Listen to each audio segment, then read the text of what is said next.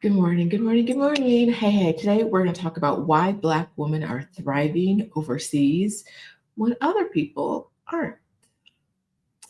Hi. My name's Rashida. I live in Mexico City. I've lived in Mexico City since 2019, and I have helped Black women who want to move abroad for the last 5 years or so. Individually through group coaching with me, through individual coaching, and through a program that I share with a partner called Exodus Summit. If you're watching this live, say hi. If you're watching this on the replay, let me know. Give me a little something. Tell me what's going on. I am very excited to be here with you guys today. We're going to talk about the talk. Who's here? Letter by PNW saying good morning from Portland. Good morning. Good morning, Anne. Yes. If you're watching this and you haven't subscribed yet, subscribe. Everything I do on this channel is to help Black women succeed in their life and to help them take career breaks or move abroad. So if that's you, if you're a Black woman who wants to move abroad or take a career break, this is the channel for you and you should be subscribed. Hey. Some of the women who I've helped in one way or another move abroad are here in my comments right now, like Angela, who's health coach for the culture, who's in San Miguel de Allende, saying, hey, good morning, everybody. All right. So what I want to talk to you about today is why Black women generally do really well outside. Black women from the US and from other places as well do really, really well when they leave the US. Generally, the satisfaction scores are high, right? Not that every place is for everybody and that every Black woman is going to have the same experience, but overall, the Black women who move abroad tend to really love their lives. And it's for a couple of reasons, some of which are super obvious. And as I say them, you're going to be like, oh yeah, that was it. But a lot of them connect to one main point, and that is how Black women are treated in the US gives them an upper hand when they move abroad. The Black women watching this right now are like, I see where you're going with that. And there's probably some people who are not Black women who were like, I don't get it. That's cool. You don't have to get it. This is for the Black woman. Hey, Krishana's here from Portugal. Krishana's thriving in Portugal. Aren't you? Aren't you, honey? Thriving in Portugal. Let's talk about it. Jalen, the dancing therapist, is in Ghana right now. Thriving. Dropping Knowledge Bomb says you leave an abusive relationship. And leaving an abusive relationship is hard. If you've ever been in an abusive relationship, you know it's hard. I was in one years ago that was emotionally abusive, bordered on verbally. We didn't get to physical abuse. I left because I saw it coming. There were people before me and after me who were physically abused by this person. That was a long time ago. It was very hard to leave because that person kept promising me that things were going to be better. I was in that cycle where things are good and then they're bad and they do something to make it good again. And they promise you they're never going to do that again. But it keeps going around and around and around. And a little bit of that could be seen in our relationship with America. Every once in a while, we get some hope, like a president who makes us think things could be different. Doesn't really do too much to make things better or different because that's not in the interest of the United States government. We get slivers of hope, whether it's macro hope because something happened in the country that feels good,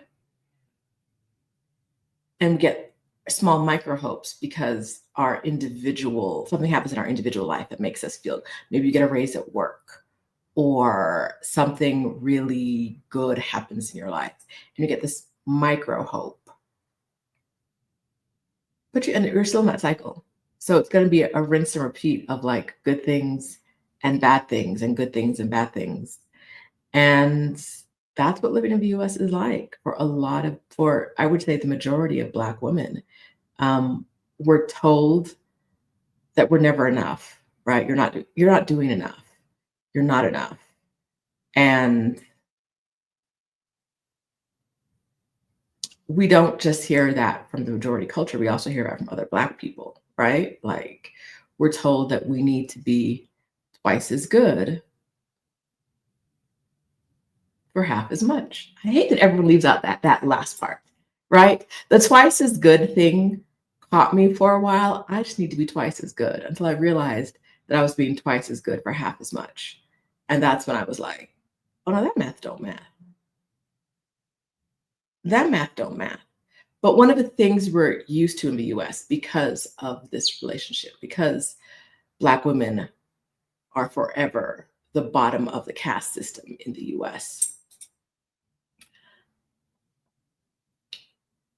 We're used to doing things the hard way. We're used to a struggle. Now, that doesn't mean that we should struggle. And that doesn't mean that we shouldn't be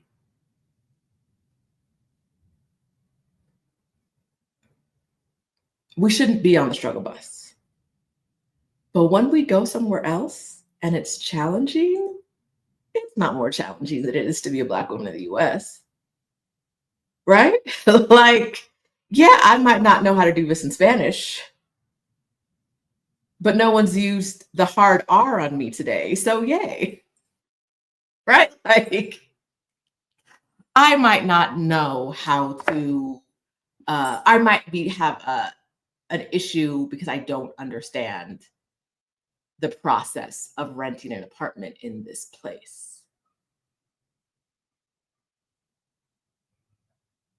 But I've sold a home and gotten less money because there are photos of Black people on the walls.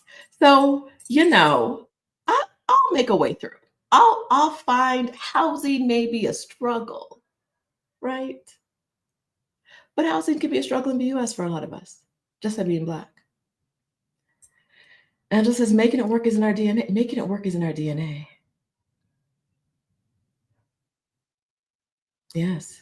She also said, and it was really important, so many of us are still living off that 2008, 2012 micro hope. Yes. We got a Black president and started to believe in the government that has not done anything for us as far back as we can remember. So,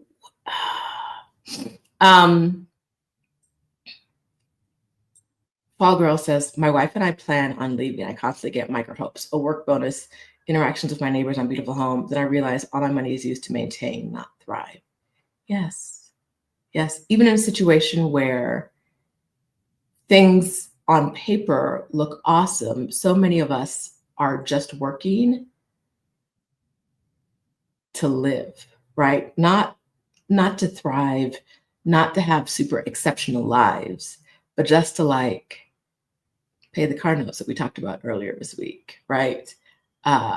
Pay the mortgage, pay off student loans, do those things that even if you have a micro hope, it still feels like there's an anchor weighing you down, right? Black women are used to problem solving in ways that other people have not been used to. And that's one of the ways that we have a head start when we move abroad, right? You know how to do things other people don't know how to do because you've had to. Also, one of the things, I don't mean to wait. I don't mean to like, I don't want you not to find the joy in your micro hope because the micro hope is important. But I also want you to know that like on a larger scale, if things aren't changing, You can get those micro hopes somewhere else that's better on a macro scale, right? You deserve the joy of the micro hopes. But if things aren't getting better on a macro scale, and currently I would say they're not, then I think that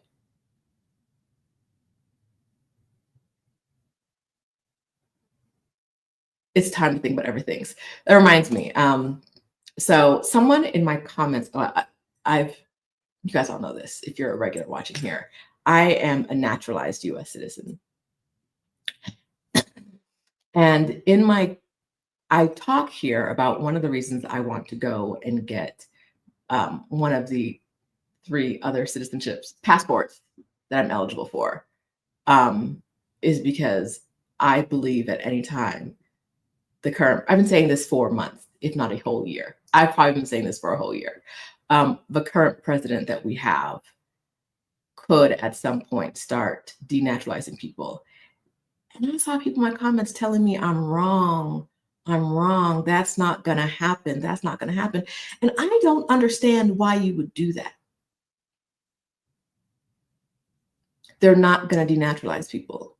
Now, regardless of what the point is, right? Regardless of why I'm telling you I want to do X because I'm worried about Y. Telling me not to worry about Y when the leader of the country is a lunatic seems.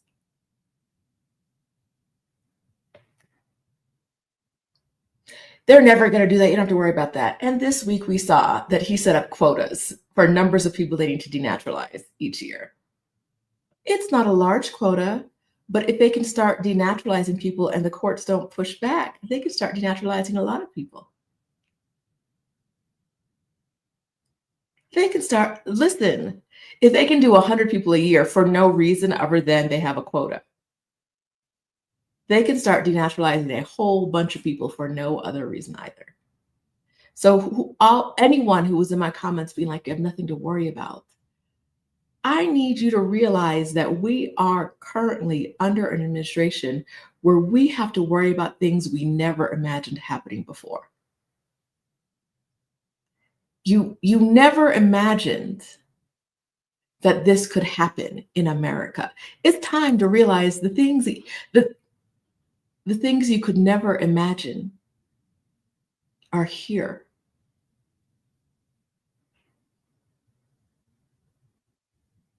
Right?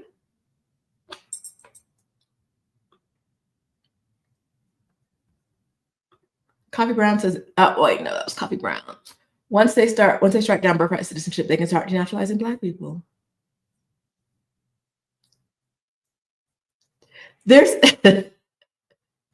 I'm laughing because it's so terrible. And this is what I do when something's really terrible. Sometimes I laugh. They aren't just doing things all helter-skelter. This is a plan. There is a plan. And in the US, when there is a plan to hurt people, Black people are usually the point, the end point. The cruelty is making its way to Black people. Even if it doesn't start, even if they have to start with a softer target, the cruelty is making its way to Black people. That's always been the point.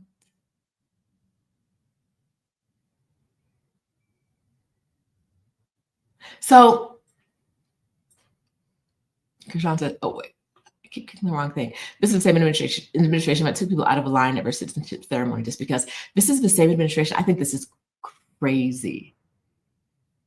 The same administration that canceled citizenship ceremonies the day of, while people not just took people out of line because chose people, but said, y'all been here for years. You got to prove for citizenship. It's all good.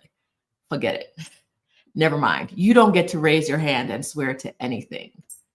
Thank you for playing. Goodbye.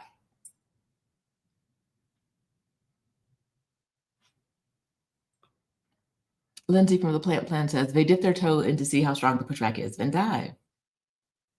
Yes. Yes. Oh, wait. We're always a practice demographic. They know society won't stand up for us. They always practice on demographic they know society won't stand up for. Once they have practice, they expand. Yes. Now, this isn't the point of the video. This is not the point of the video. Little segue, little sidebar, little meandering, like I'm known to do. But if you are a Black woman in America, I need you to stop saying this thing, whatever this thing is, will never impact me.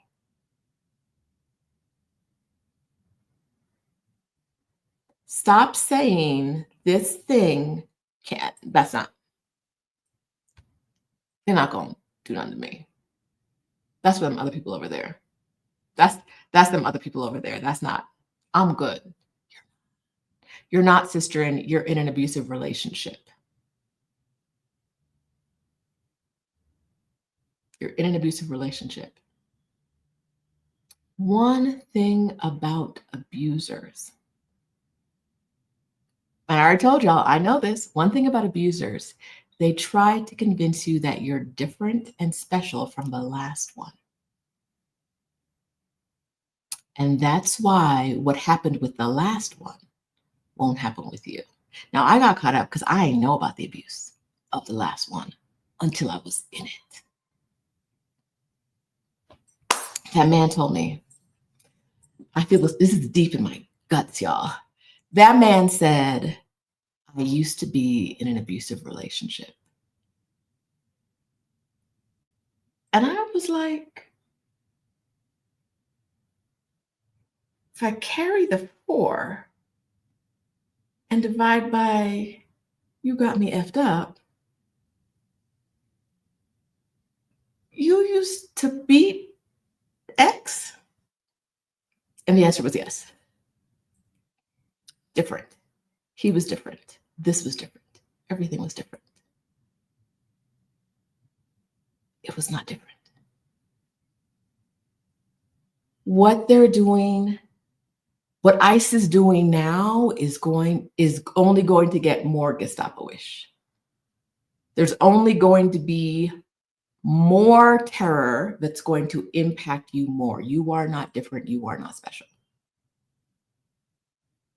Take your talents down to South Beach in another country, a South American beach. Take your talents to a South American beach. Do that. Do that. Because this ain't it. It's not it. All right. All the ways we have to interact, all the things that we have to do to feel safe in America are part of the reason you'll thrive in the US, right? Your situational awareness. I don't know. I'm not fluent in Spanish, but I can hear danger in Espanol. I can hear danger in Thai. I can hear danger in any language. In any language.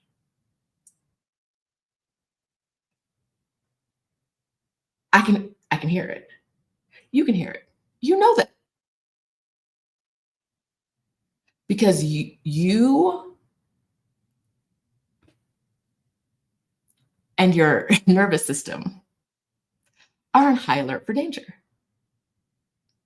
Because you live in a place where you could get shot going to the grocery store just because someone doesn't think Black people should eat groceries. And we live in a country where everyone should have a gun. I can hear danger in any language because I'm used to it, because I'm always listening out for it. Right?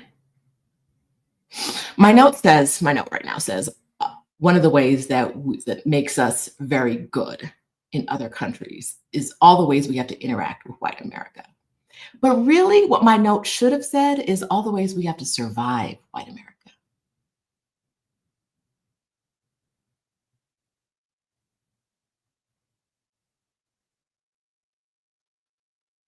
All the ways we have to survive white America are going to make you excellent at living abroad.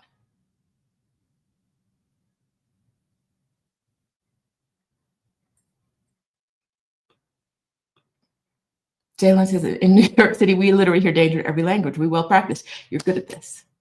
You're good at this. You're very good at knowing when something's not right. You're very good at knowing when someone's playing in your face. You know when someone is playing in your face in any language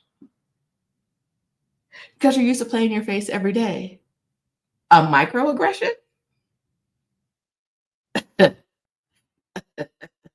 There's nothing you can do to me. I went to majority white schools my whole life. What could you say to me?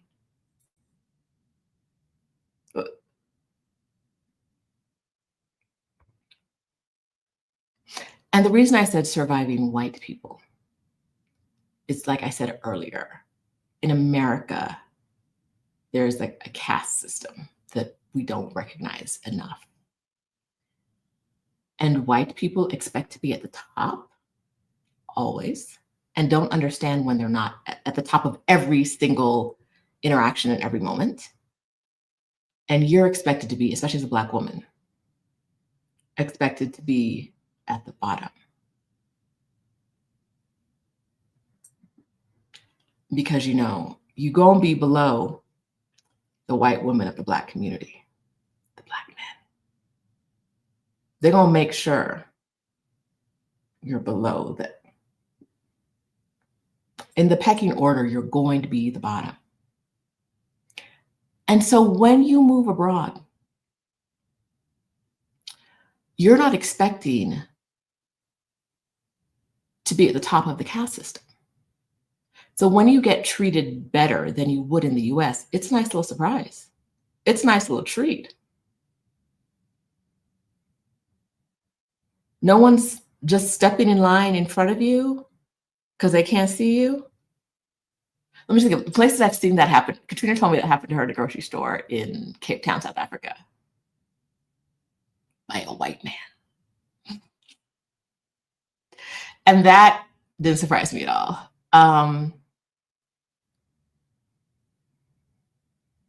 It happened to me. It happened to me in Senegal. But me and the person in front of me in line were like, I need you to. The person I believe was Chinese. I didn't ask for a passport, so I don't know for sure. We told him to take his ass to the back. Like, I know you think you're special everywhere you go, but that's not what's going to happen here. But being in a place where you're not expected to accept the worst and be given the scraps is nice. For other people, when they're used to getting the best all the time, it's hard for them to understand why people aren't deferential to them, right? It's kind of that queen of the world treatment. A lot of people leave America, and I see this in groups all the time. These Mexicans should be happy we're here.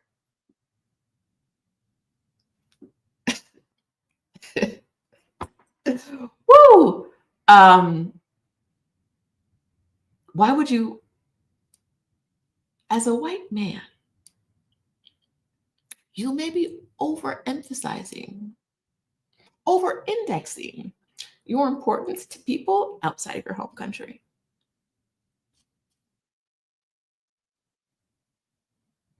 You might be over-indexing on your importance. We're not expecting to be treated like the world should be at our feet, that other people should be moving, that people should be speaking our language to us no matter where we go. But you see it in these groups, and I'm like,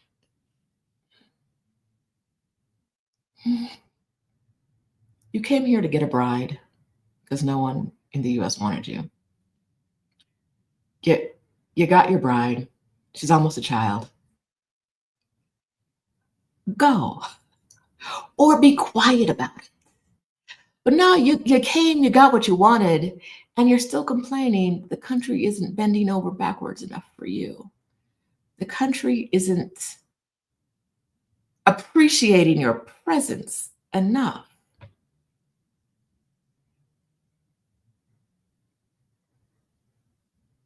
You could be quiet, you could go home, you could fall off a cliff. So many options.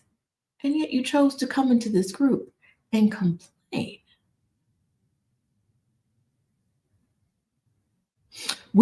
Black women don't expect to be, Black women appreciate, but they're not expecting to go to another country generally.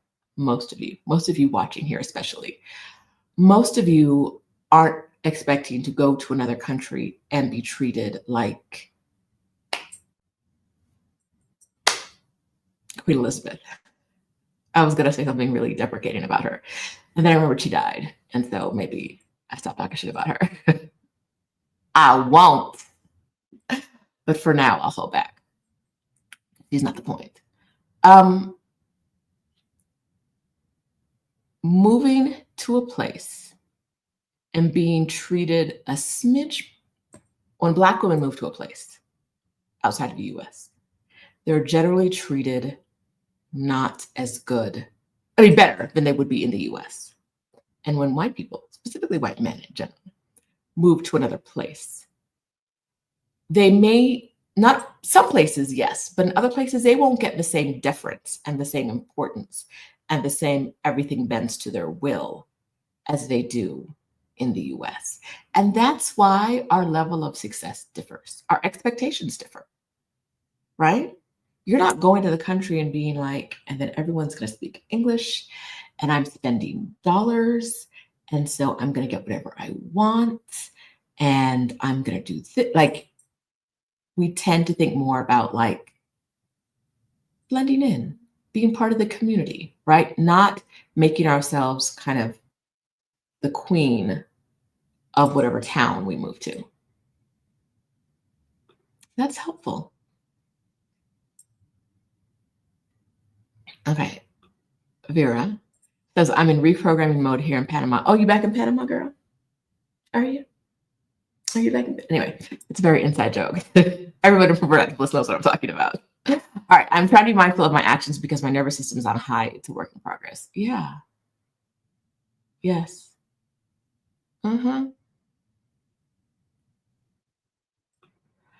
Michelle says they still get riled up in Asia too. That's why visa restrictions are so tight, because Asians, especially Southeast Asians, know they will try to take over and colonize. I am often curious about why white people, they're not my business. But every once in a while, I mean, there's groups with them and I get a little curious. Why they go to these countries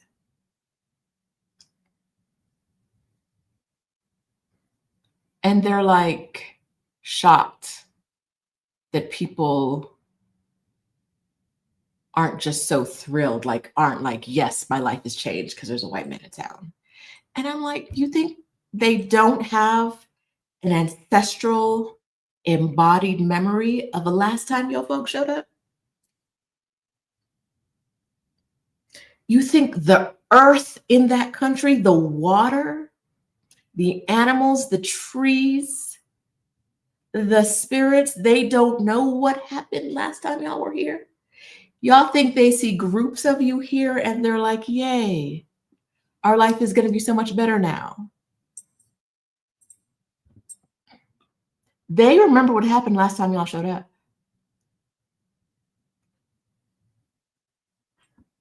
They in their, like, they know, they inside their bodies, inside their cells, they know what happened the last time you stole all their shit and tried to kill all their people.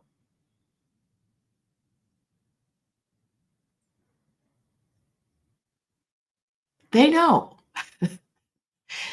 So like, yes, you individually, they might like, as a group, they're keeping their eye on you.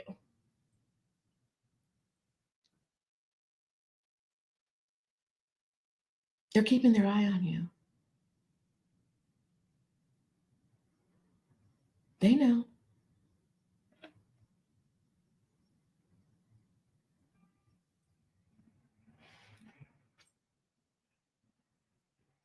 FDM says met a few MAGA boomers in Medellin complaining that locals don't speak English.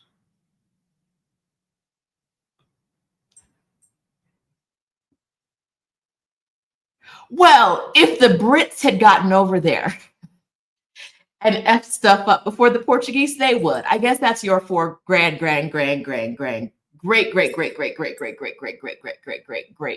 fault. They could be speaking English, but y'all didn't colonize enough. I guess. I guess you didn't slaughter enough people. I guess you didn't make it everywhere. I was thinking of Brazil. You were talking about Colombia, the Spanish people who came.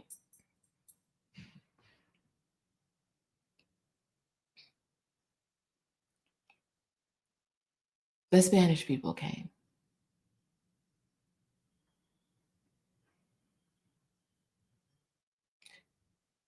If you go into these places thinking you're special and you're wanted and desired because you're not from that country, you may have a very rude awakening. Now, Anissa had a good point. It's hard to have an embodied memory when you've been raised to disconnect from your body. Very true. There are going to be some people in that country who are like, finally, a white. Not only because we've been disconnected from our body, but because historically the brainwashing, the giant brainwashing of the world is that white people are good and should be good and powerful and should be given deference. When they show up on your land, you have a safari, allow it. Who cares about the resources that you had? If your safari is killing people, allow it. If you're so delusional that they want to go to an island of 87,000 people, just the two of them, and kill all the men and turn all the women and children into sex slaves, is that really that wrong? I think that the thing, okay, so that Haiti, right? The thing that kills me about those two guys is like, they probably could have gone to that island and lived really happy, abundant lives. You could go to that island today, I'm sure, and find a way to live a happy, abundant life. But happiness and abundance wasn't enough. They needed the slaughter. Because if we're not murdering, what are we doing?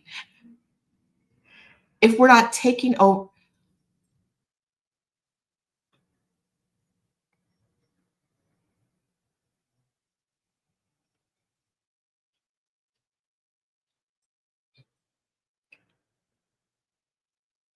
you had to have a slaughter, right? Because you couldn't just move to a small island in Haiti and chill.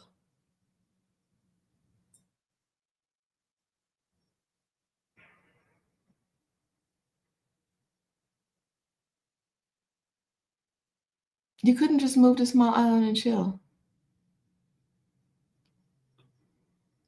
I think so. I always say, so like, that's such a complicated situation for me in my brain. It's not complicated like morally or ethically. It's complicated in my brain because it don't make sense. It don't make sense to me. Say it's 87,000 people. Say it's 80,000 men. I'm sorry, 30,000 men, 30,000 women, 30,000 children. when a Black child becomes a man or a woman versus a child, at what age? We're not going to get that into. The adultifying of Black children isn't a conversation we're going to get into in this regard. 2 of you were going to kill 30,000 men.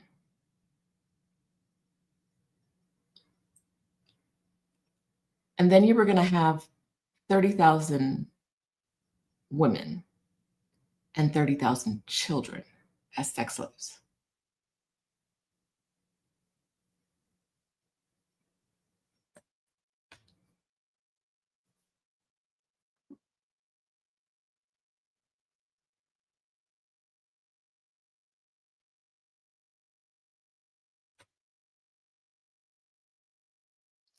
I don't understand. I have never been allowed in my life to have that level of delusion and audacity. Someone in the comments earlier said they've never allowed them to make them feel like less. And I'm not talking about feeling like less, but to have that much, and I love some delusion. I love some delusion. But that much delusion and audacity, you were going to have 60,000 women and children as sex slaves? First of all,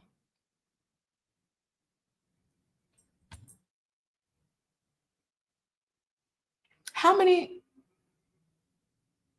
sex do you think you were going to have? How much sex between the two of y'all did y'all think you were going to have after you killed, say, about 30,000 men by yourselves?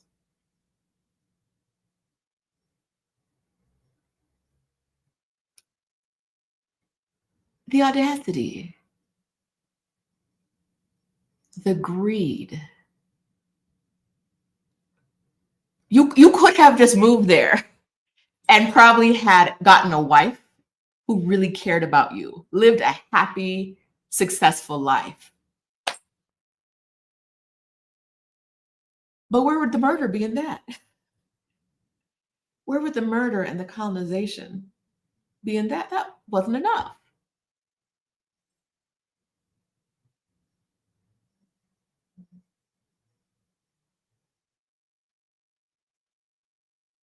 Where?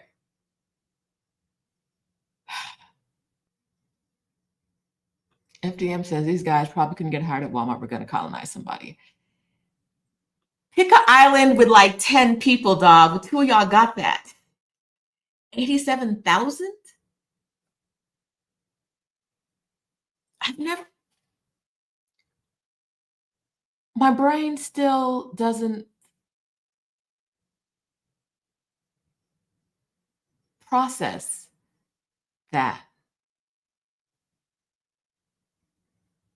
You thought, even if you could kill all the men, you thought 30,000 women were going to let you rock? They just were going to be like, okay, we got some new daddies. Like,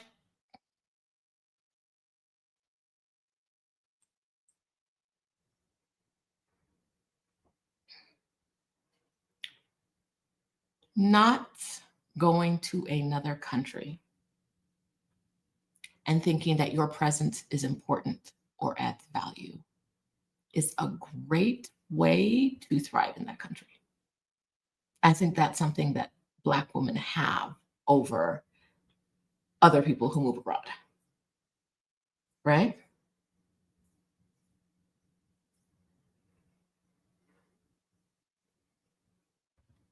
It's something we have. We are used to being flexible in order to get by. All that code switching didn't work.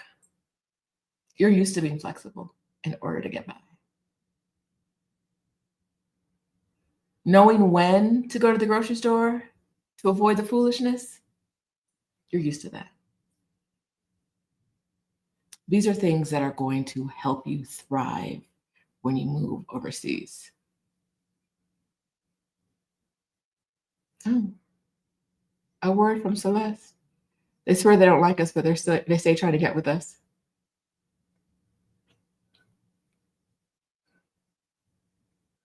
I also think some of this is think I have talked about this here before. Your government keeps talking bad about Haiti, right?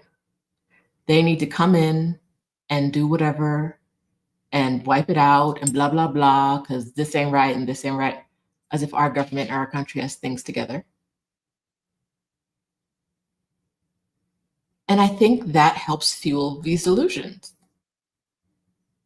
We can just come in and do whatever we want. The thing that confuses me is a lot of the conversations about Haiti were like Haiti's being run by like violent gangs. And hearing that, I wouldn't be like, now's my time to show up and show them that I can be a more violent gang. Like listen, I wouldn't be like, let me go to the overrun by violent gang island. Not that that's what it is. I'm saying that's what the president said it was. I'm not going to the overrun by violent gang island and choosing violence. I suspect I might not win. If I'm choosing violence, I'm going to the peaceful island where nobody has weapons and they just eating fruit and fish all day. But that's me.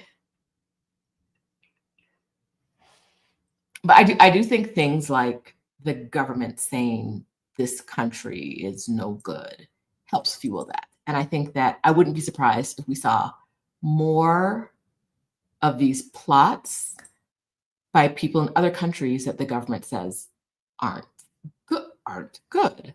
Like Ghana, he got to come in and take over.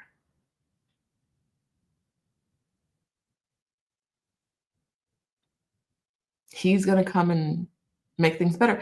You can't make things better in Washington, D.C.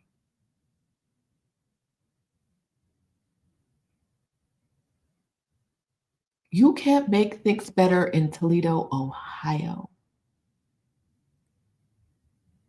You're not making things better in Redding, California. What you gonna do in Venezuela besides steal? Besides steal, what are you gonna do?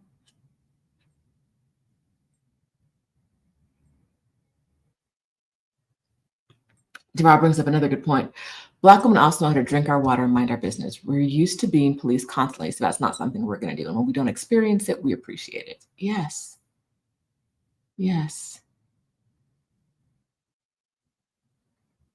Amina talked about it last week in our interview here about how she thinks people were calling security on her and that it wasn't the Mexican people in her neighborhood, it was the white people.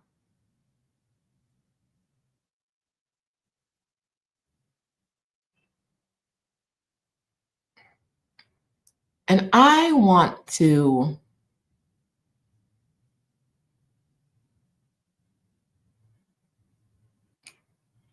sit with that for a minute, because the point of moving abroad for most of us is to go somewhere and find peace. Not to go somewhere and call security, be watching people and call security. There's a Black woman in the neighborhood.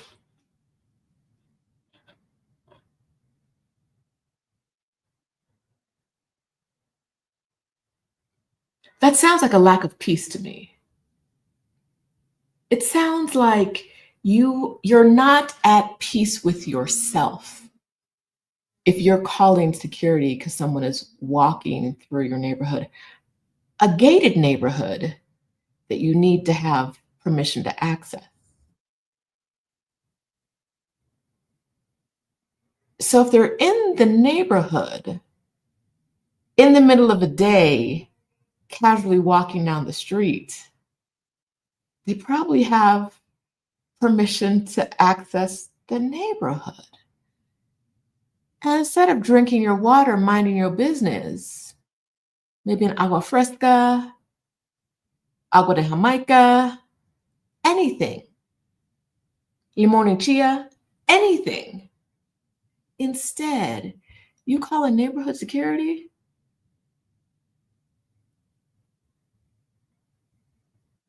be taking a nap. I was in San Miguel once, and I passed a white man and a Black woman. They look like a couple. And the man looked at us and kind of smirked. I was with my mom. And he said, "What are y'all doing here?" We are in Central. We're in Central. We're not more than 2 blocks from the Paroquia at this point. We're, I think, on the side by the other big church, whatever you call it. I don't know.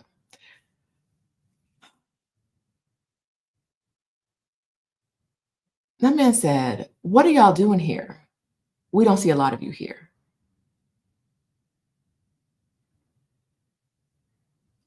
I looked at that woman, the Black woman, like, "Girl, do you need help?" She didn't speak at all. So perhaps she needed help, but she didn't give me the right blinking signal for me to know to kick that man in his knee, grab her, and run. She didn't give that to me. I didn't get enough of that. But when he said that, "We don't see, what are y'all doing here? We don't see a lot of you here." We are in the most touristy spot of one of the vacation centers in Mexico.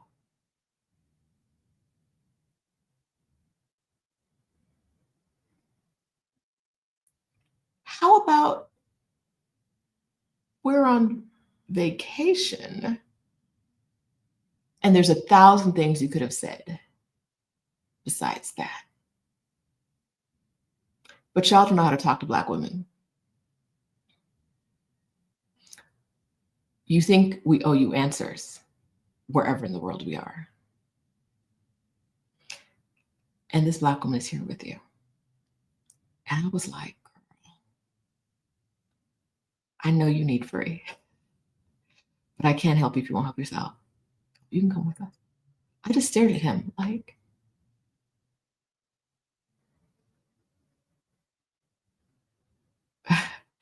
the other day, Adelia and I were live streaming on YouTube outside of a museum we went to in a very, very touristy part of Mexico City. And this woman with a bit of a Mexican accent, not a lot, a bit of a Mexican accent. This woman has lived in the US a very long time. You can tell, I can hear it. She's lived in the US a very long, her English, I talk to people in Mexico who speak English every day. I know I live in Mexico English versus I've lived in the US almost all my life, and I'm down here visiting my mom for a week. English. I know it. I know the difference. This woman said,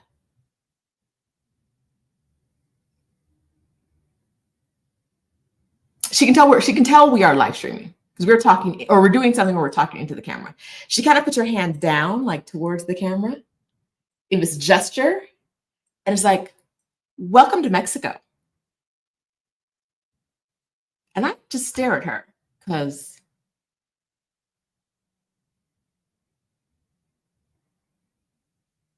girl, take that shit back to America.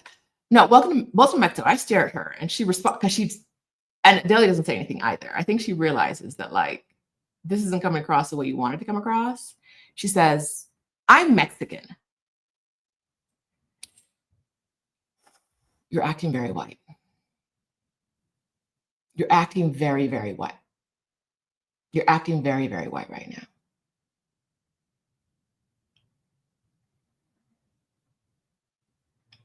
The way we just stared at her like, you know we're doing something in the phone because you've walked towards us long enough to see us doing it. And you're interrupting us, I think because you like attention. To say, "Welcome to Mexico." No questions asked. There's no question. There's just that's what it was. It was like there was no question. There was no interest. It was just the assumption.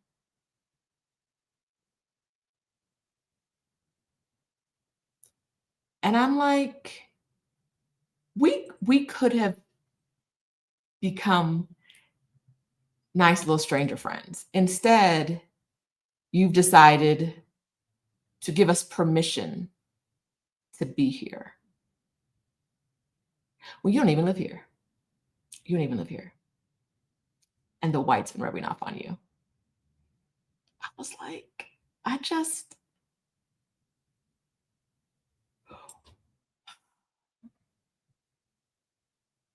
why was she talking at all? You saw us doing something. But you had to, the man she was with was like, girl, let's go.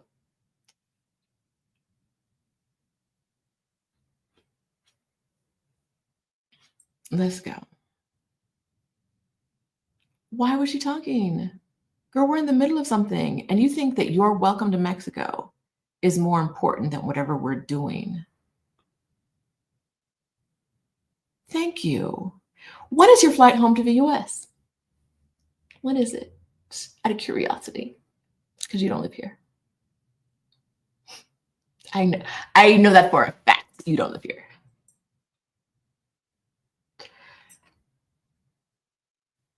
What are we doing? What are we doing? So, you've lived in the US a long time. There may be parts of whiteness that have rubbed off on you. Leave them behind, because you will stick out as a sore thumb. You will stick out like a sore thumb if you bring those parts of the whiteness with you. I've gotten welcome to Mexico before, but not as like an opening line. I've got it after like doing the like, and that's how you know she's not. There was no good morning. There was no good afternoon. There was no that automatic acknowledgement that is like baked in that I get almost every single time I interact with someone. I'm saying like 95% of the time when I interact with someone, I get that. If I don't, it's usually because I messed up and I spoke first and didn't do it. Right? Because it's not always baked in naturally to my brain. There was no buenos dias. Welcome to Mexico.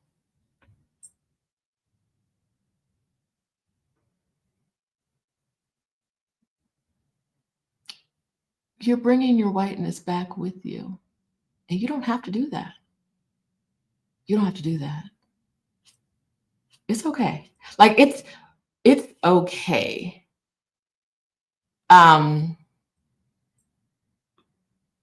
They're always convinced they're ahead of you somehow, in some way. What are you doing here? We don't see many of you here. In a vacation town. Get on my face. Like you belong here, but we don't.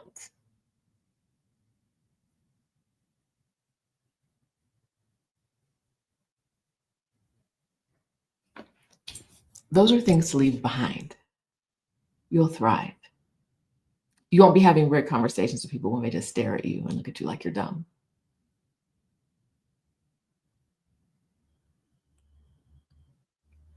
You've lived a life that has required you to be flexible. It has required you to pay attention to other people. It has required you to consider and be considerate of other people. And those are all skills that are going to serve you well that some other people have never had to do. And so they don't have those skills. They're not naturally innate in them. Right? You've had to live your whole life thinking about community. You've had to live your whole life thinking about community. It's going to help when you're in a new community. It's going to help you integrate better. It is.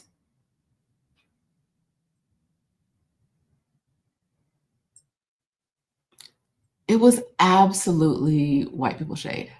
She was trying to shade us. She was trying to other us real quick.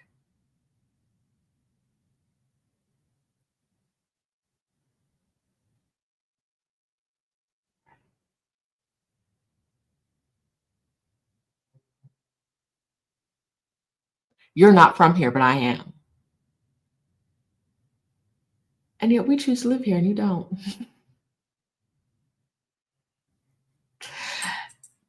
These are both lived experiences. They're both valid. We just don't need to talk about it. We're in the middle of something else. It was such, I am welcoming you into my land because I belong here and you don't. Girl, you don't even go here. Like,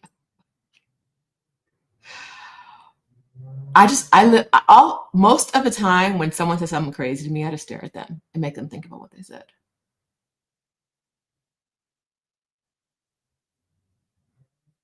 I just stare at them.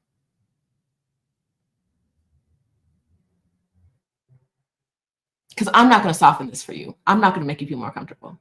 Because you felt like making me feel uncomfortable. And now I'm just,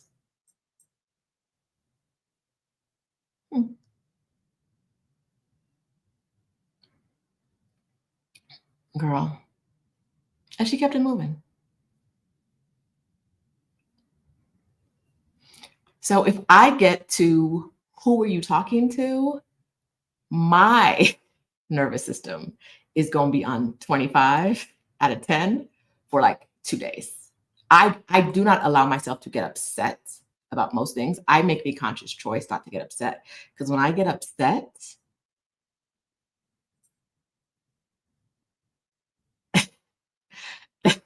I'm a Taurus. It's all fun and games until it's not fun and games. And so if I get to who is you talking to, we've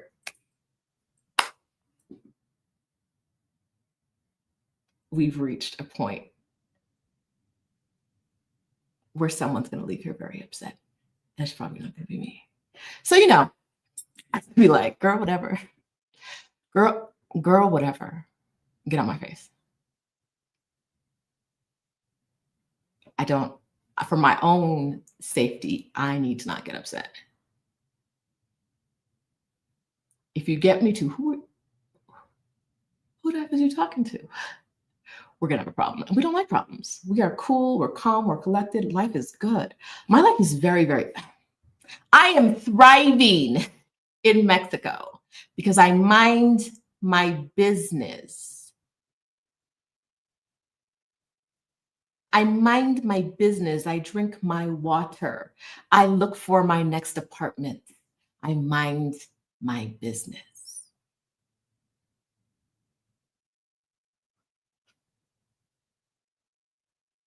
I ask questions if I want to get to know more about you.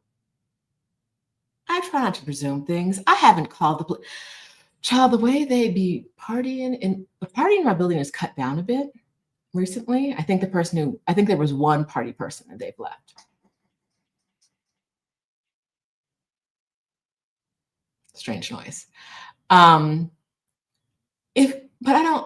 have lived here for years. Seeing parties go till like 8 a.m. Like the party started at 11 and is going until 8 a.m. And I never call the police. I couldn't imagine calling the police because I saw someone walking through the building or walking through a neighborhood. Call security. For why? Leave that at home. Moving abroad is easier when you leave your desire to be top of the pyramid behind. If you don't need to be the top dog, if you can imagine a world where you don't have to ask, what are you doing here?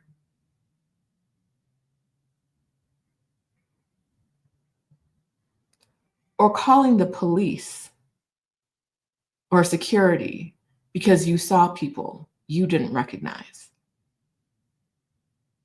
Your life would be better. You would thrive if you could just mind your business. If you could just mind your business.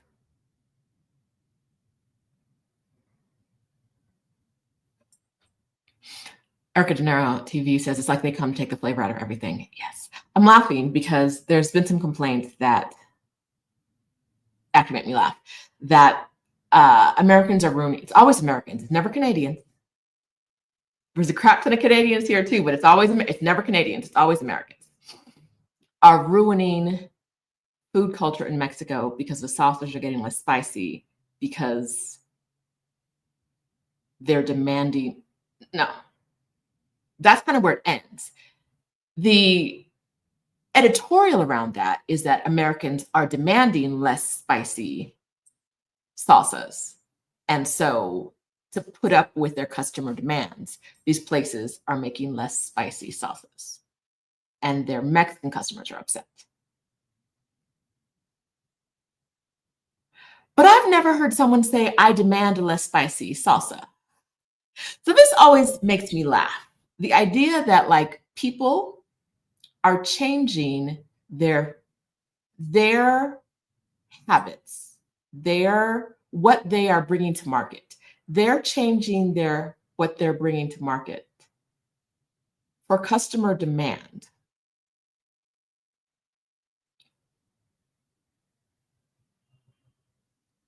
When the percent of Americans to Mexicans in the city is so tiny.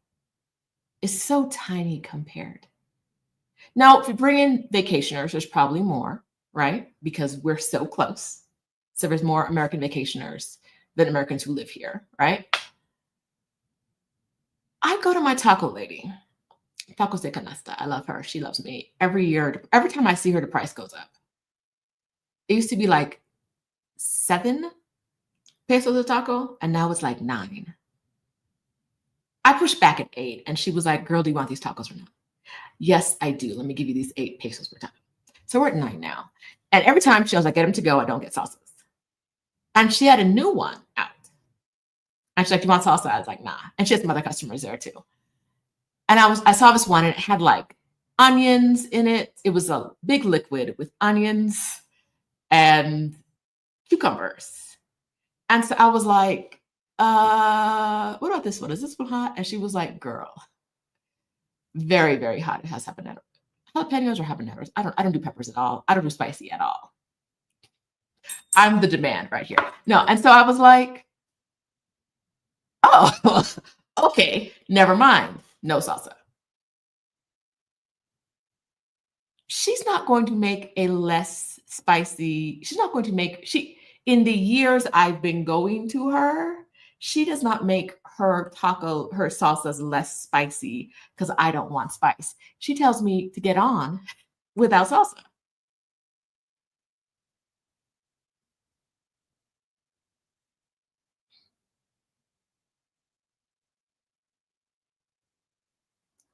She tells me to get, she's not adjusting to. I've been seeing this woman for 3 years. She has not changed her salsas for the foreigners who come by and can't handle spicy foods. I've never asked her for a less spicy salsa. I'm just like, okay, girl, give me some of them limes. I won't have salsa. It's a taco de canasta. I don't need a salsa. It's already a little wet. I'm good.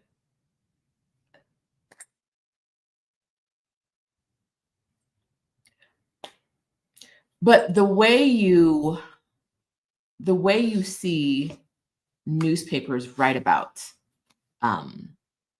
Mexico City, and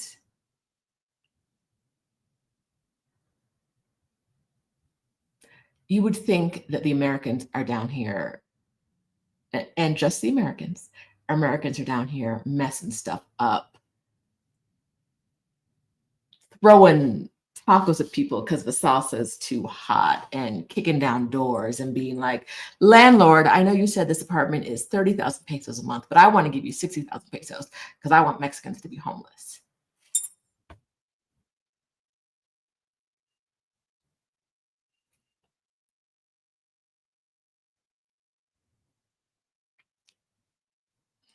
There are ugly Americans everywhere you go. They won't thrive here.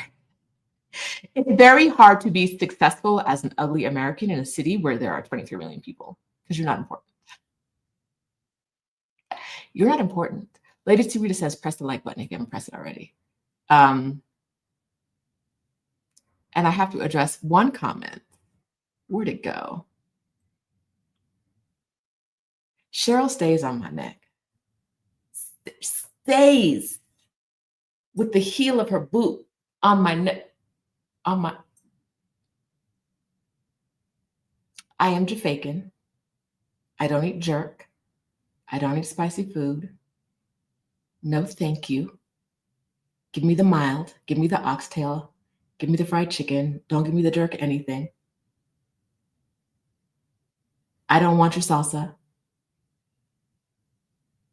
It's not personal. I don't eat spicy foods. Thank you.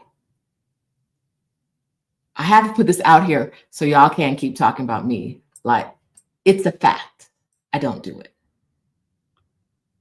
Jamaican, and I'm okay with that. Woo! All right. Yes, a lot of the articles are written by, no. A lot of the articles are intended to get clicks. A lot of the articles you're seeing about these cities are just intended for the clicks. The New York Times is obsessed with Mexico City. And like every 1 to 2 months, they put out an article about how foreigners are ruining the city. And it's the same article. It's the same article rehashing the same thing that doesn't address half of the issues.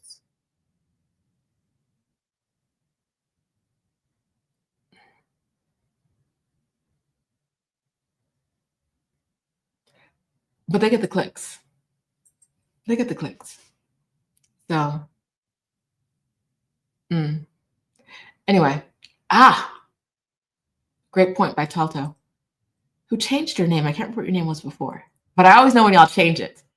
The propaganda machine continues to paint the narrative that we aren't wanted or welcomed abroad.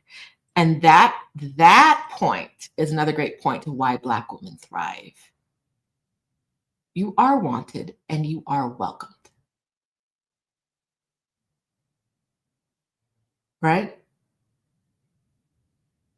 You are wanted, you are welcomed. Not in a way that puts you above the local people, but not in the what are you doing in this neighborhood way. Not from Mexicans, right? Not from other local people in other areas. The idea that you're going to go abroad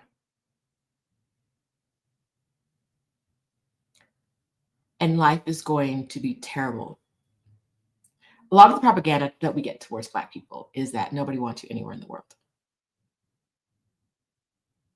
And for some reason, a lot of the propaganda that white people get is everybody wants you everywhere in the world. And coming with those two different attitudes is why we thrive, right? Because if I think that like you're not going to like me because I'm Black, but I show up and you're like, I don't really care if you're Black. Do you want the salsa or not? Life feels really good.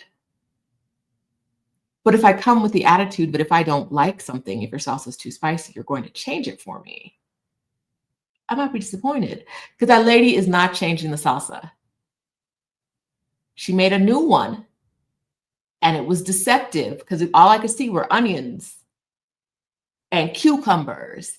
And she was like, girl, look closer. That's full of peppers. I think it was vinegar based. Looking at it, I think it was like vinegar, onions. I was like, onions and cucumbers and vinegar, and that nice, mild, maybe a little spice. She was like, no, it is very. Pretty much that lady said, not for you. You've been eating here for years. I know. She laughed. She laughed in my face.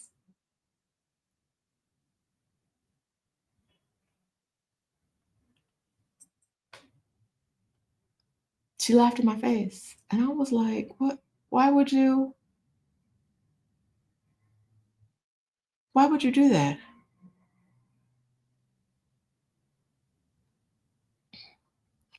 And are you talking about me too? Is that the London influence? Y'all not gonna talk about me.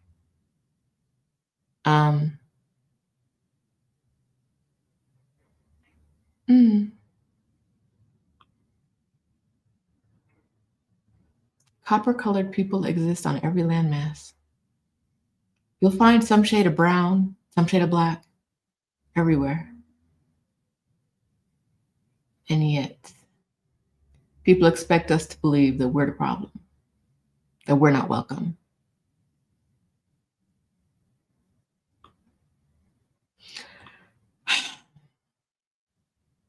Jalen's in Ghana.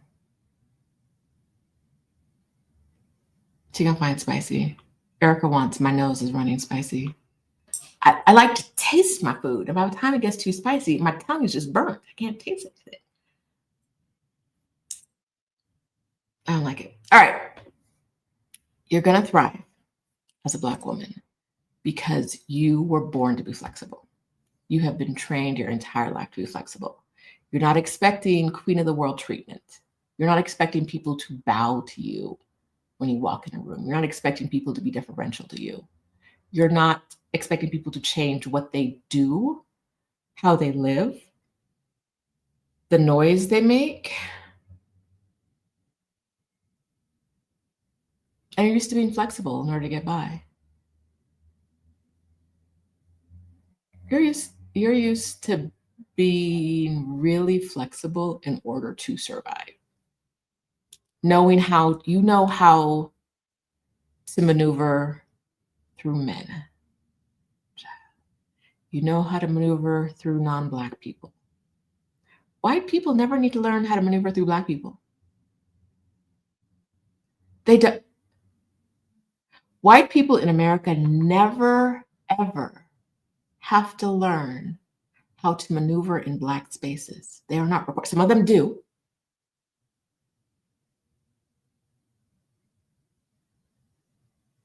But they're not required to learn how to do it the way Black people are required and expected to learn how to maneuver through white spaces.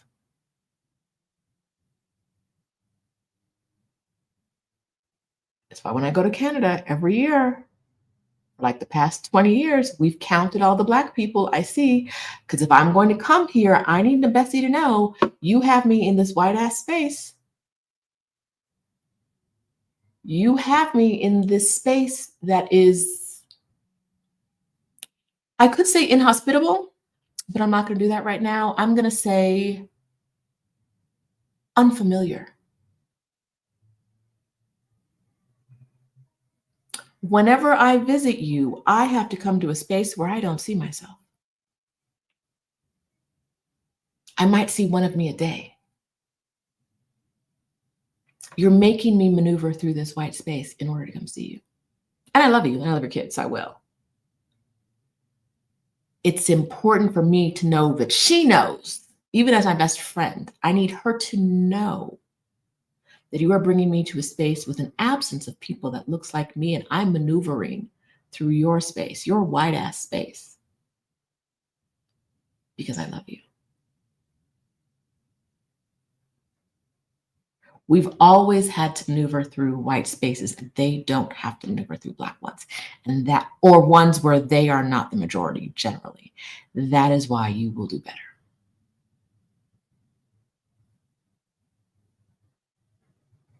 You're used to maneuvering through spaces where you're the only one. At work, you're the only one.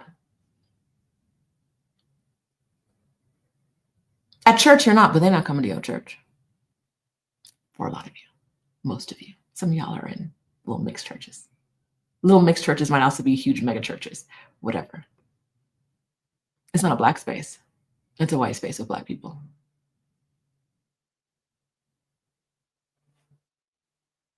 The fact that you have spent your entire life maneuvering through spaces with people who don't look like you is going to be one of the reasons you thrive. And you've learned to be successful in those spaces.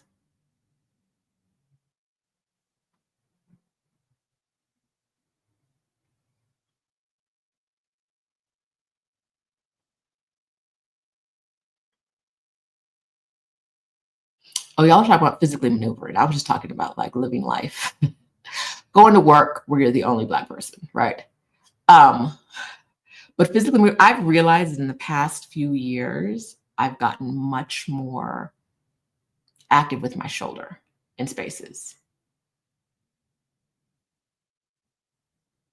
You don't get the shoulder somewhere in your thoracic cavity.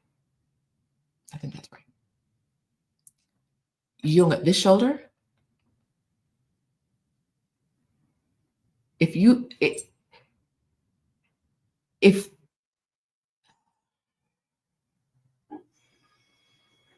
Unless it's a child, you might get knocked down. A child, whatever. When people don't move out the way at this point in my life, I'm very much like, you think you're going to punk me. I think you're going to be in pain for the rest of the day. Good luck. May the odds. My center of gravity is really low. My center of gravity is really, really low. If you are not running towards me full speed, you're not going to knock me down. Come get the shoulder. Because why are y'all walking 4 people side by side down the sidewalk and thinking I'm going to turn sideways so you can get by me? Move out of the...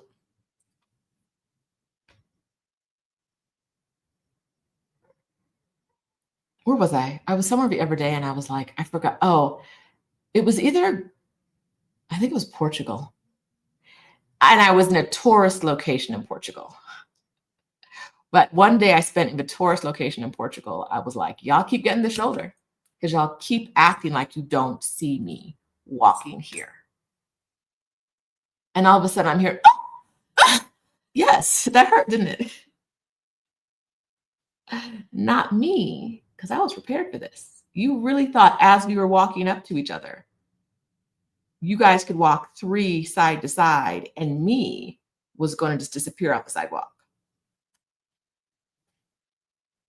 That's not what I meant by maneuvering. I'm telling you, I've become very, very shoulder reliant the last few years, maybe 10. Listen, they make that noise and I'm like, absolute. And I never turn around afterwards. I know you stopped, you look back at me. Because where did you think I was going to go? Was I going to disappear? I was going to like make myself as small as possible and hug the wall, step into the street.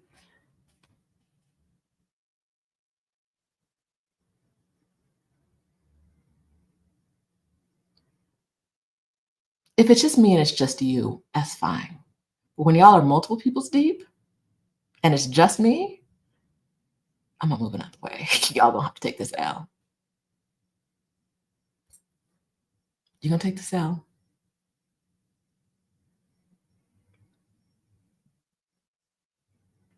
Because without knowing football terms, I'm moving into you like a linebacker. I think that's the right one.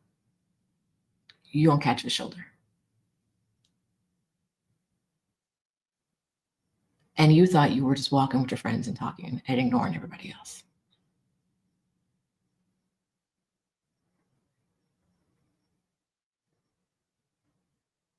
But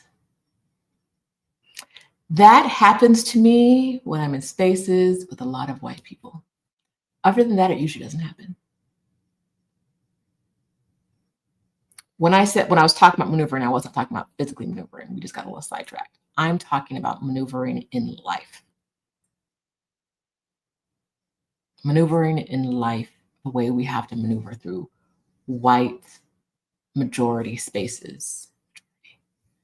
And they never have to figure out how to move through Black spaces. Knowing how to move through spaces that are not built for you, they're not full of you, and where you are foreign and visibly foreign is going to be a blessing for you when you move overseas. You're going to thrive because you've been doing this all your life. You've been doing this all your life.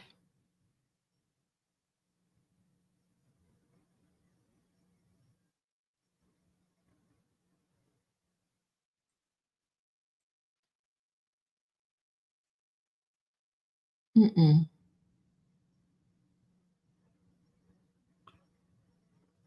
Just like we have to know about them and they never have to know about us. I saw something the other day about white people not knowing who P.O. Bryson was. And I'm like, I'd like to not know who Kid Rock is, but y'all don't let us.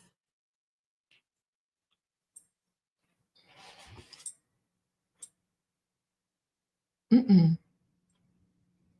You never let us. No, I am not almost 6 feet tall.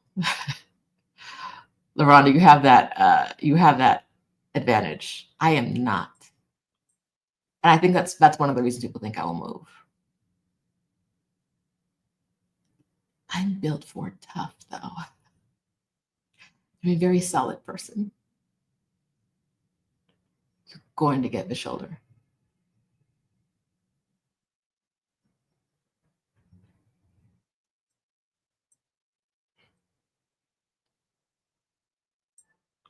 Amy said she was talking to her white uncle about our move. I kept saying community in San Miguel de Allende. He asked us I want Black people. I said yes. He said good, because you can't depend on average whites.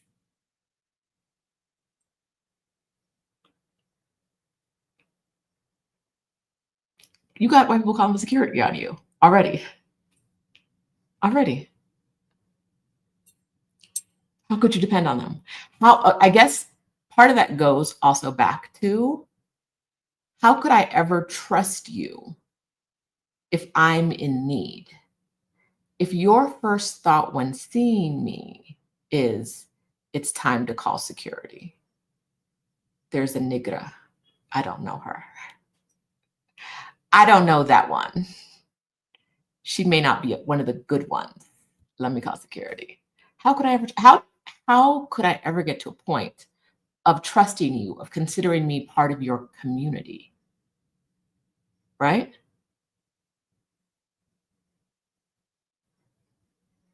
How could I ever expect you to go to bat for me, to care about me, if your first thought on seeing me is to call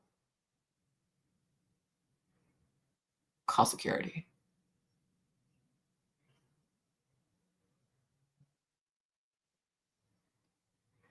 And that's why some people won't have community abroad. You will. You know how to build community. You've been building community your whole life. Another reason you're built to thrive. You've been building community your whole life. You know what it's like to start from scratch. You know what it's like to welcome a stranger into community and help them feel at home. It doesn't involve calling security.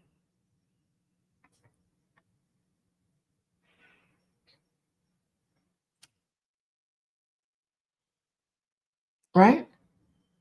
You know what it's like to help people feel a new person, to bring them in, right? Whether that is in your church, in your book club, in your whatever, your first instinct when seeing a new person isn't generally, it's time to call security. And if it is, let that part of you die just a little bit. Kill the part of you that wants to call security anytime you see a new person. Unless, like, you're living in a bunker because where you live is completely unsafe and, I don't know, the aliens are coming to get you, then call somebody. They do not move when you're under 6'1". They don't, like, literally, child, they do not move. I've got to move them. Man or woman, you're going to feel this.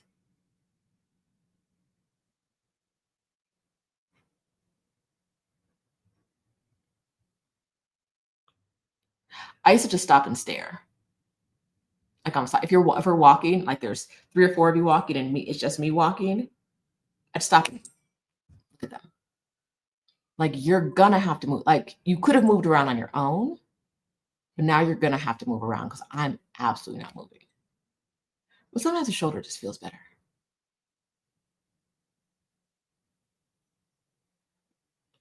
What do y'all think this is? Yeah. Oh, because somehow you didn't see me or think you thought you were gonna walk into me and I was gonna walk into you and you wouldn't feel anything? Or you thought I was gonna move around? You were playing chicken with me. Oh. They move when she walks with her Rottweiler. I bet they do. I bet they do. Our resident therapist says it satisfies the physical touch quota. Yes, it does. Hey, I would be a responsible 6 foot tall person. I I would handle that with care. I don't know what else you're saying.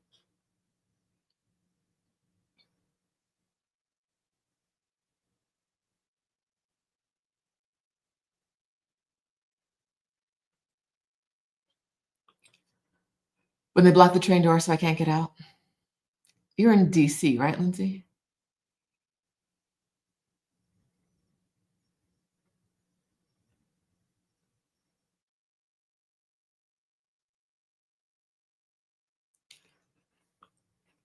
You can move or I can move you. Oh, you're in New York City. Okay. You can move or I can move you.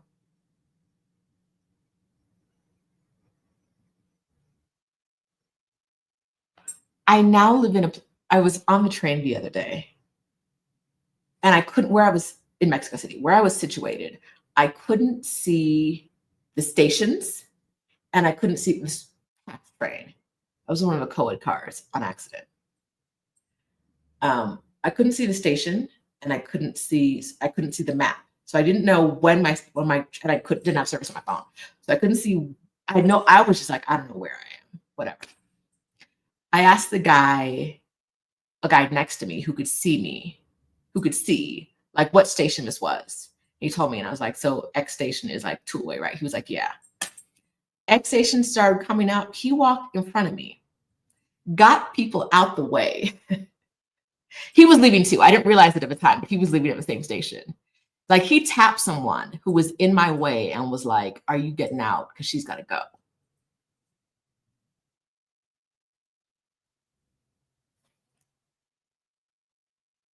I said, oh, okay.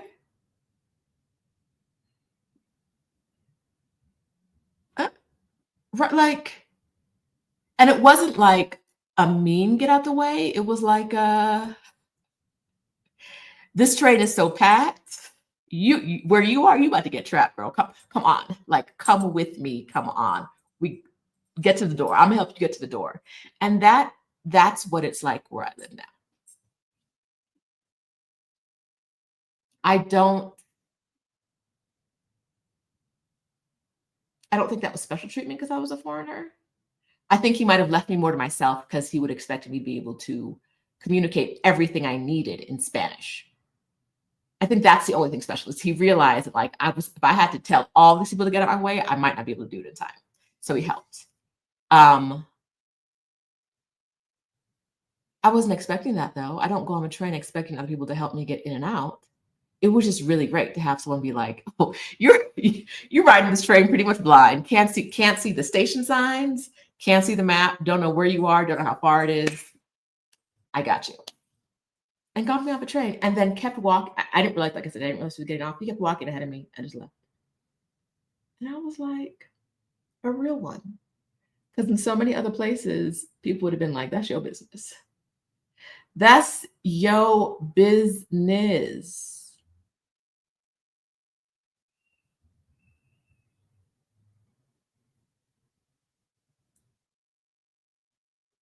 It was really nice. It was really like, I don't ride in the co-ed cars because why would I be in a small enclosed space with men when I don't need to? It's also more crowded. It's hotter. It's more humans in one space than the woman only car. Um,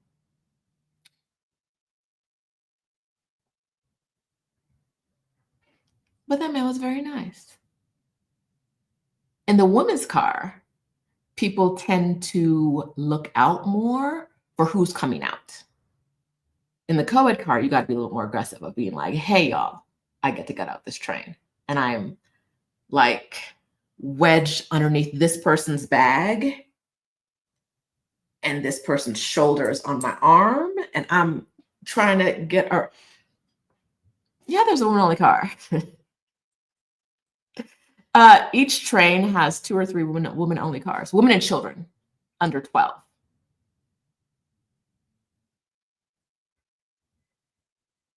Yes. I'm riding the subway all the time, woman-only cars.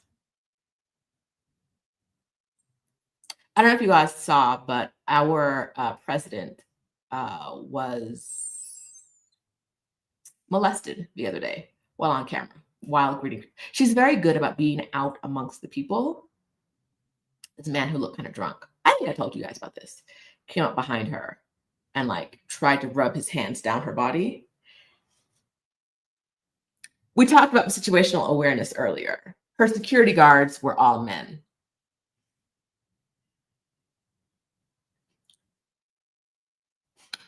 I saw it coming from the way he stepped up behind her. I didn't know what the video was about. The way he stepped up behind her, I was like, oh shit, it's a problem. Her security is lying around. And I'm like, you don't see this man does not have good intentions for the president of the country? Now she's with the people. She's with the people. So I understand her, like them letting someone get close to her. But the way he stepped up, my spidey sense was like, take him out. Hit him with a shoe, something. Someone chop him in the knee. My situational awareness about men being dangerous. And apparently the men in her who were guarding her not having that same situational awareness of men being dangerous. Point was, he tried to touch her, and the guards walked over slowly like, no. I believe this man will be disappeared if he hasn't been disappeared already. Because what is you doing? But from that, people were like, are you going to press charges? Blah, blah, blah, blah. I think people were like, you're the president. It's kind of below you to press charges, whatever. And she was like, nah, women need to feel safe. Like if this happens to me, if this can happen to me, Big Claudia, who has security with her all the time, what's happening to other women out in public? So she was like, we need more women's only spaces. So yes, we have 2 or 3 cars for women only on each train. I don't know what they plan. No, she was like, the women's only spaces need to be expanded in every city. So for the places in Mexico that don't have women only sections in their transportation, I would expect them to have them probably by the end. If it wasn't just a little blabber, because sometimes they just be blabbering. If it wasn't only blabbering, I would expect all public transportation in Mexico to have women only spaces probably by the end of the year.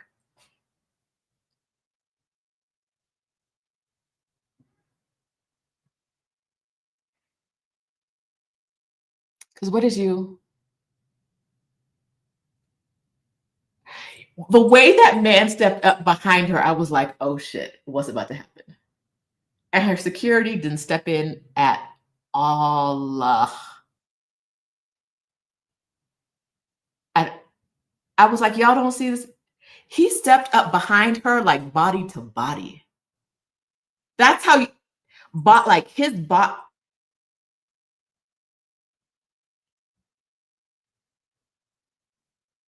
The front of his body was within an inch. If he wasn't touching the back of her body, he was within an inch of it.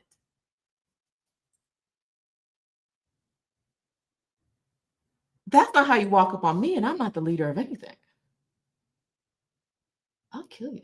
I was like, what's happening here? So yes, so she was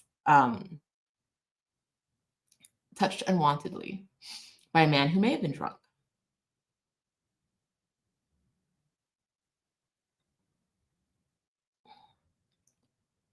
I've been watching House of Cards. I never finished it the first time. I've been watching House of Cards, binging on it the past few days. And if you told me this was a setup in order to create the situation, I would believe it. Because ain't no way your security let that happen.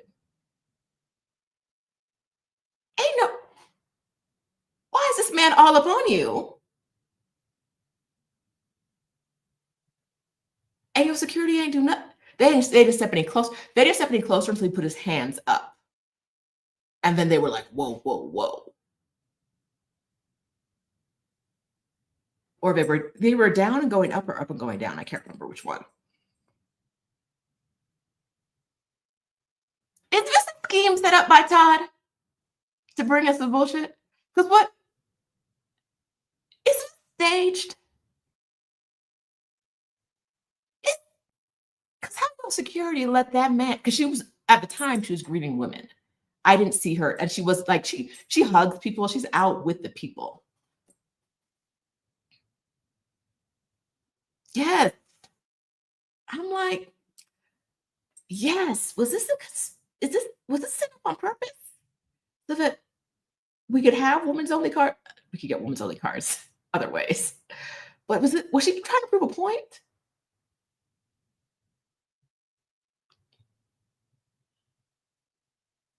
You let a man touch her?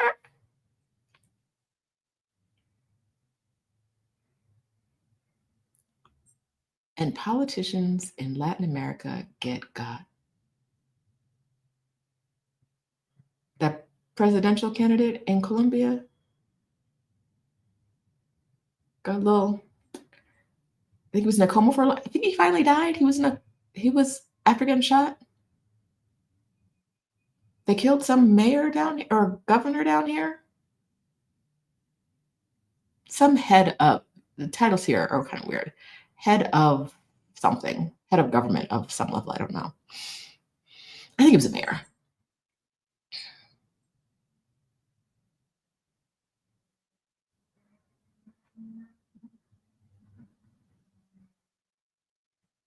I don't know. She's always open that way. And I'm like, if she had people who were moving quick, and I know you can tell she wants to be with the people. You need quicker security. Baby girl, you need quicker security. You need security who can see.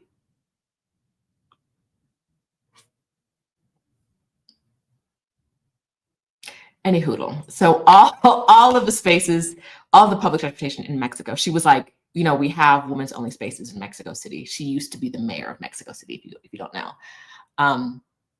We have women only spaces in Mexico City, and all around the country, places that don't have them should have them. So I would expect to see an expansion of that. I don't even want to be next to it.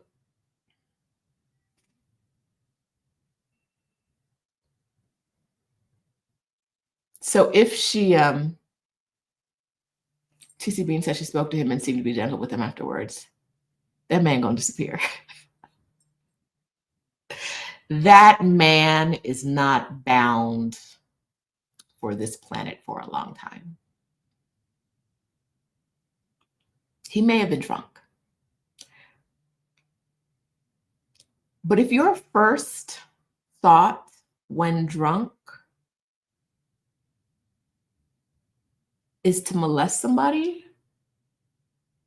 and if your first thought when drunk is to molest a public figure, your first thought when drunk is to molest a public figure at a press event,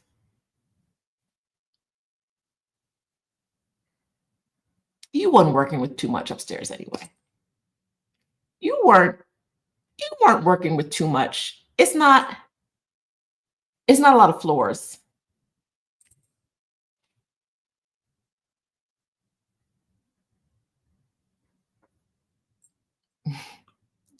The quiet type people are ones that are scary. He gone.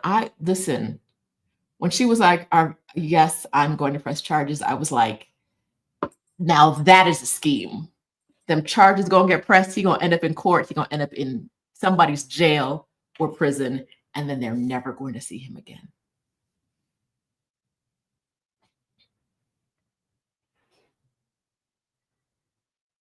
How many of us have had a sip and managed not to assault anybody? A lot of us. A lot of us. I get drunk, I want to go to sleep. I don't want to put my hands on somebody. Get away from me. Why are you talking?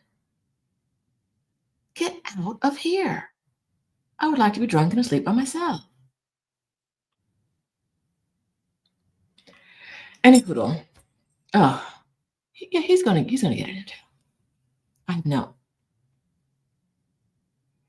She may have women in her security. All I saw was like two slow moving large men. I don't know. Two slow moving large men. So when I first saw that guy, I was like, oh, he's showing off for his friends. He thinks it's a funny ha ha for his friends. Funny ha ha ha. I didn't think he was going to make it to jail until she said I was going to press charge. When she did a press conference saying I'm going to press charges against him, I was like, oh, he's safe until after court. That was my first thought. Was he not even going to see the jail? When she made the whole press conference saying, people asked if I was going to press charges or I was going to let it go, and I'm gonna press charge. Yeah, he may have been like late 20s, early 30s, a young guy. I was like, yeah, he'll make it to court. And then,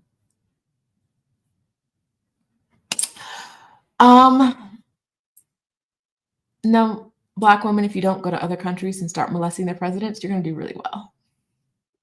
Thrive. Oh yeah. She also called for federal and state laws to criminalize sexual harassment.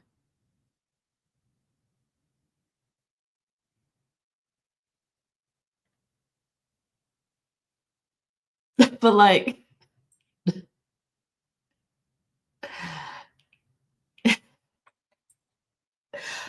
in Mexico City, there are now police stations, or they're creating police stations. I think one's already created, and they're creating more that are only staffed with female officers, as far as I can tell, and are there to take complaints about violence against women. This is new as of the last 2 weeks.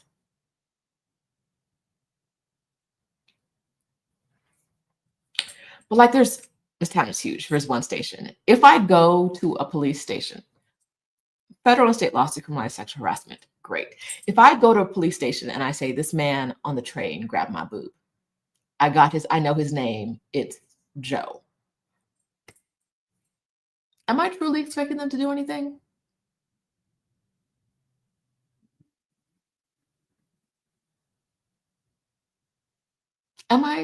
Do I really think they're going to do anything?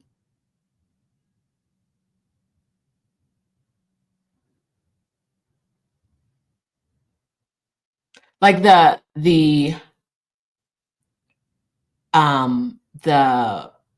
stations that are against violence against women, I expect them to take um domestic violence seriously, and like, not that there's levels to it, but like severe sexual abuse seriously. But like, getting groped by a stranger, I just don't know that I could walk into a police station and say that happened, and have, even though it's criminalized, have them really do anything. I don't know. I'm skeptical.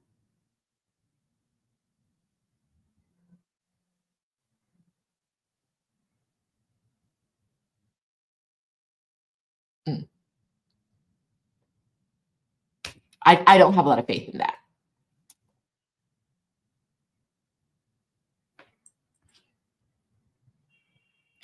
Any hoodle. I try to talk about Shine Bomb a lot on here because I'm not her number one fan. I think I can say that without getting kicked out of the country, because she's not a dictator like, oh boy, in America. Um, but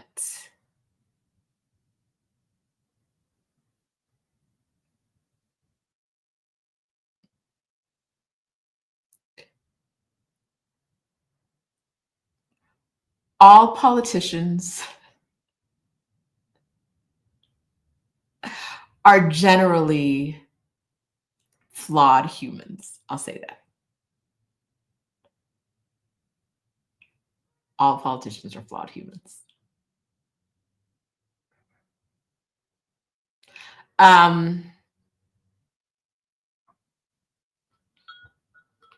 Anyway, I told y'all why Black women are going to thrive. Y'all know it. You're kind. You're used to being in community.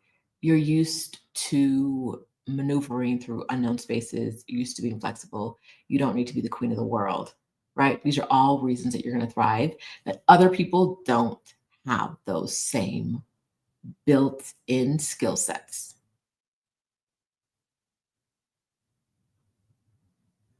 Right? Other people don't have those same built-in skill sets.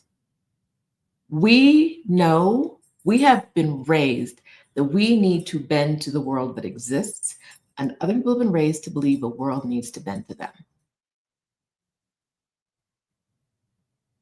And they have seen the world bend to them. All those promising young men whose lives can't be ruined by an accusation, they have seen the world bend to them. And when they go abroad, they expect the world to bend to them. We've been told a lot that we don't matter. So going to a place where we do, even a little bit, where a stranger's willing to help you get off a train because he knows ain't no way you'll get up by yourself, girl. That's cute, but you need some help. Thriving.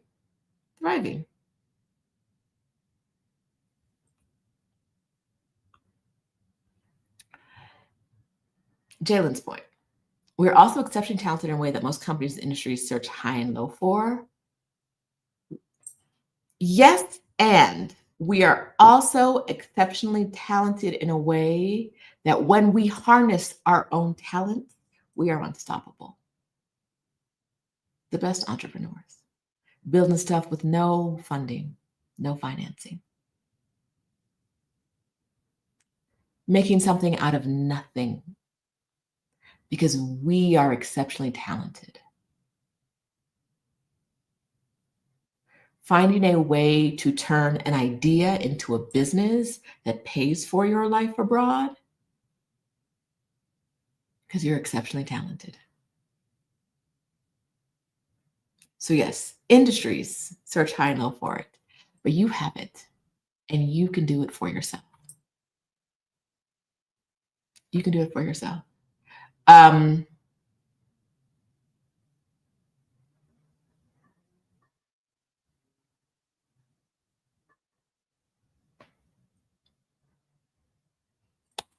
reminds me, the Get Your Next 3 Clients Challenge starts in January, early January, January 6th. We are doing it over 3 weeks, so you have more time to stretch out and do the challenge than we usually do. If you want to create a business and grow a business to fund your life abroad, join us at Exodus ASAP. That is exodusasap.com. That's pretty easy, but I'm going to drop the link anyway. It is here. Join us in January. That is not how you spell January. For the Get Your Next 3 Clients. A lot of people here have taken that challenge and gotten clients, grown their business. Because if your business is if having a successful business is what's stopping you from thriving overseas, it's time to stop stopping yourself. That made sense in my head. I don't know if it made sense out loud.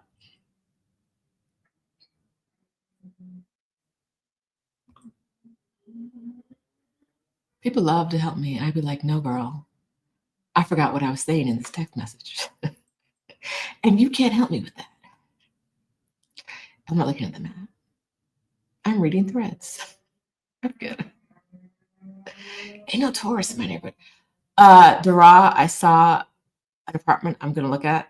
I think I've inquired about that is further south than you, and you know I don't want to be that far south. We're going to take a looky look. You know how far south that is? It's almost at Coyoacan.